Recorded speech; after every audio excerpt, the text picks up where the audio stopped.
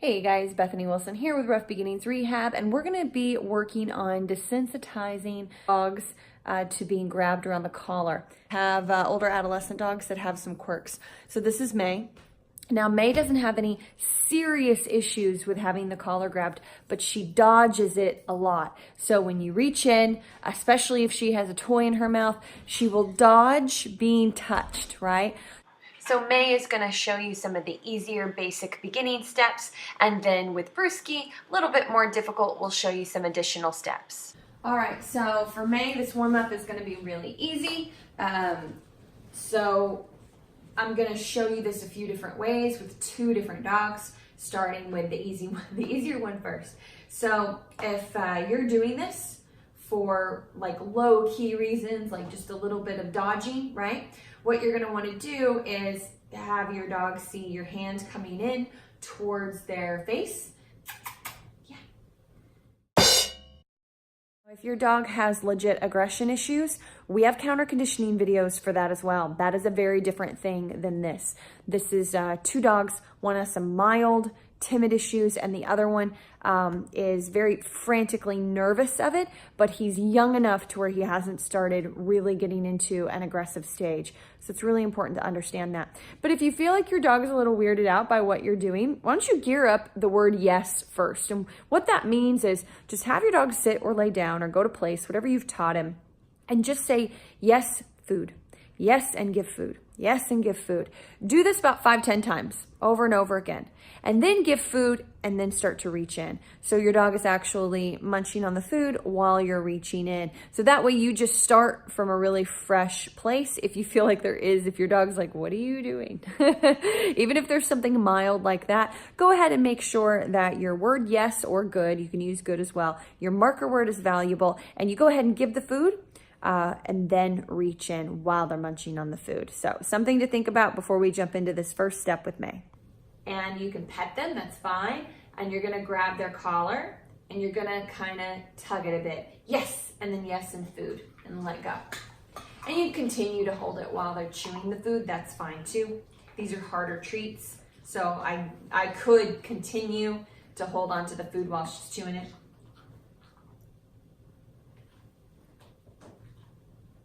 Yes.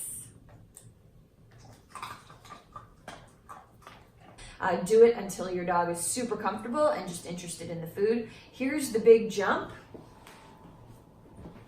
which is you standing over your dog, reaching in, grabbing collar. Yes.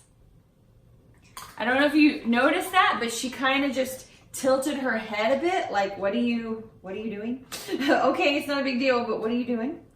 So I just want her super comfortable with that. Yes. So they are completely comfortable with this. Then the next step is actually putting a lot of pressure on your dog, but very softly. So we're gonna walk really casually. Good girl. You can say good girl if you want. Yes. You can say something so it's not weird. Because sometimes when your dog is in a downstay or in place duration and you come in with too much energy, or if you've yelled at your dog previously before and they've become sensitive to that, that's what we actually come across a lot. Then this might be something that you have to make some tweaks to, which is even walking sideways a little bit. Good girl. And then reaching into pet, grab collar. Yes. As soon as you see any nervousness by your dog, then you need to make it a little easier for them, maybe back up on this a couple of steps. For instance, if she was to get on the couch and I was to charge over to her and tell her no, in the beginning, that made her uncomfortable. Now she gets it because we've worked on break, which is jump on couch, and off, break off, break off. Yes, we have. And so now she has context. But the very first time that happened, she's so sensitive. She was like, whoa, that's a lot of energy coming at me. So if sometimes you have a really sensitive dog and you've done that a few times, you have to take that into context. So you might need to do this 10 times in different ways. Now, for the much harder step is just that you pretend to come in harder and with purpose, but you're still very soft at the end of it. So, yes, good job. So she was looking at me like, what are you doing? She got a little still.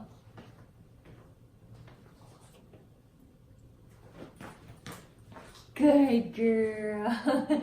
Yeah, good job. Good job. Yeah, good job.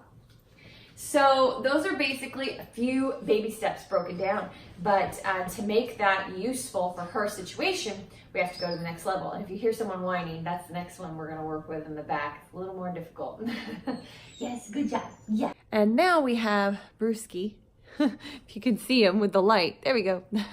So Brewski is a little bit different. It's a lot different than May. So we actually found out about this accidentally. We just went in. I just went in to unclip his tether because we tether the dogs when they're early in training, and he lost his mind, screaming and mouthing me very hard and just kind of threatening me like you need to back off.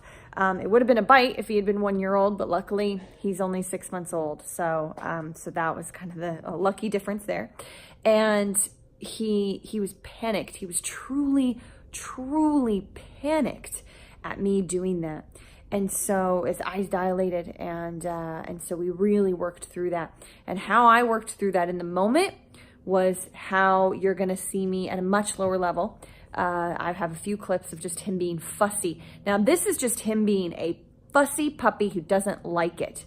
When this first happened 3 days ago, it was true panic and franticness. Okay, scratching me with his paws. I mean, he really had a little meltdown. And I did the same thing. I didn't pull anymore on the collar because I had just tugged it out, you know, to unclip it. I did release the collar, but I didn't let go. So I stayed close to his neck, but I didn't let go. Now, if I was with a dog that I thought was gonna put teeth on me, this would have been a very different scenario. I would have had to have handled it differently. However, that's not the case, right? Luckily, I've got this young dog that I can really help work through this. So I just didn't let go because he's very used to getting his way by vocalizing. That's worth noting. So I just stayed there, and it took him a while. It took him a good while. I would say a few minutes, which feels like a really long time when you're doing this. And he settled faster, but he was still whining. And so I waited till the whine completely went away. So we've been working on it for only about 5 minutes, a couple times a day for 3 days, and it's already greatly improved. And the great thing is, even during our training, because he's here for training, his resistance to instruction, just resistant to us telling him what to do and giving him instruction, that has also greatly helped. He's a highly anxious, highly distrusting dog of other dogs and other people. So it's been really good for that as well. So you can see when you start to do things like this, you can see it bleed over into other areas. And he's become less resistant to us instructing him on what we want him to do. Not even in high pressure situations, even just around the house, because he's very willful. He's just been better. So keep that in mind, guys. So this is a little bit of his minor fussing, a little bit of whining when you go in and grab the collar. I'm not pinning him down. He does this on his own when you clip or unclip a collar. Now we're working on that as well, just like having him sit, but I just wanted to show the very minor normal puppy level of this. He's about 6 months old. This is not the panic I saw the other day. Now he's just being ornery. And just wanted to show you that a little bit, but it's important if something happens that you just relax completely. And then this is me just moving him around a bit to see if it triggers him, and he does. He kicks around a bit, but it's super minor, so I just tug him, pet, good boy. But it's super important that you completely relax if something like that happens to you and your dog out of the ordinary. Now the warm-up, yes. Food collar grab, that's your warm-up you always want to do before doing this. This is a little bit more advanced. I'm creating a struggle to see if it worries him or he gets really bratty about not being able to get to the food. That's what he was pawing at right there, and he did good. Super proud of him for that. I thought that might trigger something. He was great. Yeah. So this is the hardest for him that we just started adding, which is fast movement. I go in, I grab, and then we move around in a circle, and I make him go back to place, right? And I'm being pretty firm with the collar. And if I needed to, I would actually guide him with food. So for Brewski, this is the next stage for him is two things. One is me just coming in and grabbing his collar, and we're moving on to doing things like inspecting teeth and feet. That's a whole nother level. But anyway, coming in, grabbing his collar versus like just he's laying there and I just grab, which used to make him good. And this is very tough, by the way. We started off with just a little tug. And actually, to be completely fair, just to be very clear, we actually started off with food, yes, then collar grab. So that's number one, is food, yes, and then collar grab while they're eating it, right? Then we progressed to just coming in, grabbing, and then yes. And then now, the really hard one, especially when you come in with a lot of energy because he doesn't trust that at all, is coming in, let's go, and pulling him off, pulling him back on. Yes, good job. Just getting him used to that physicality where it doesn't cause panic anymore. Yeah, good job, buddy. That was good. You get another one.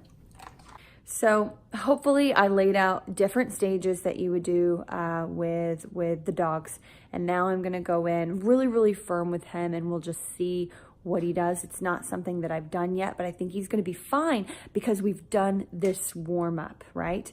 And here's the thing, after you've done this several times in a row for over the course of like a few weeks, and something happens organically where you reach in and have to grab your dog's collar, which you do want to try to avoid, but if it happens organically, they will be less likely to react to anything because of all this prep work. That's the reason you do it. Brewski? Good boy. Very nice. He's like, get your hands off me and give me my treat. Look at his attitude. There you go, bud. So I don't know if you could tell, but he was a little wide-eyed and nervous. He definitely was, but he was a little unsure, like, whoa, what are you doing? But that was good. Good job, bud. So let's just do that again, because I think if we do it again, it'll help provide him even more context of that we were practicing, because it makes, what all this does, guys, is it makes you predictable. And that's what they need. They need predictability. They need to understand what's happening. Brew. Much better. Give me that collar. Yeah, give me that collar. Give me that collar. Good job, Brew. Good job. Good job. So I'm creating predictability, which makes him more comfortable and confident in what's happening, and obviously not frantic. I mean, I would have loved to have had those first moments with him on camera, because I don't think anybody would believe me about how frantic and worried and truly terrified he was. And here's the thing, if he had not gotten training with us and something weird had happened, and he was like a year and a half old, that would have been a real bite instead of a hard puppy mouthing and screaming. Good job, buddy. You're doing so good. Get the crumb. Man, freak, go get it. Yeah, good girl. Yes, get it. Get that toy. Get that toy. Get it. Oh, very nice. She dropped it right away. So again, that's because we've been working on drop it. So we're working on a lot of things together to make this scenario work, okay? Yes. Good job. Break. Go. Go get it. I know you. Would you rather have food? Yeah, would you rather have food? Get it. Yes, get that toy. Get that toy. Get that toy. Bang. Good girl. Good job. Yes. Good job. Yes, that was good. So I'm messing with the collar. So something happened right there, and I don't know if you caught me doing it, but I said her name a little more firmly, a little bit more neutral, to see if it triggered her keep away. which is what she likes to do. She likes to, when you reach for her, she immediately takes off, or if you tell her no or say may come and she has this in her mouth, she tends to run off. So doing a lot of different things, teaching place duration, putting her on a long line and teaching her to come and then drop it. All of those things have all played into how much more comfortable she's gotten and learned not to play chase. Here's the hard one. Now she's e-collar trained, so I could easily get her to come back to me with her e-collar training, but that's not what we're gonna do. I'm gonna pretend oh, she got a potty maybe. So let's pretend she hasn't had that training and it's like her first day, and I said may come, and she looked at me like, yeah, right.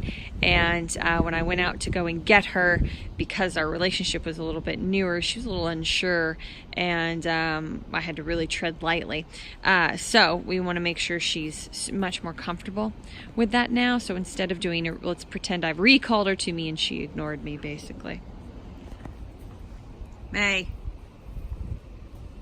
Good girl, good girl. So I'm just gonna grab the collar just to finish what we're doing out, that desensitizing. Good girl. Yes, and food. Very nice. Good job. You did so good. You get it back, because that was good. Get it. She loves this. All right, May, come on, sweetie. Yeah.